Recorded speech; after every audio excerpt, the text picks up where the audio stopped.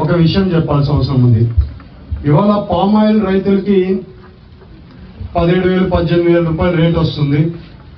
వచ్చే ఏళ్లలో ఇవాళ నుంచి ఒక 10 ఏళ్లలోనో 12 ఏళ్లలో పామ్ ఆయిల్కి రేటు 50,000 పైన పోతుంది.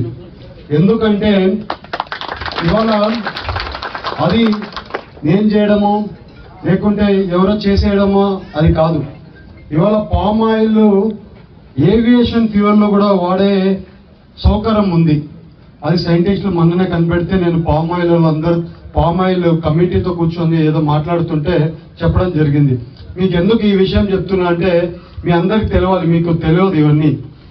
మీ రైతులు ఎవరైనా ఉన్నా కూడా ఇప్పుడు నుంచే పామ్ ఆయిల్ పంటని వేసుకోవడానికి అలవాటు చేసుకోండి.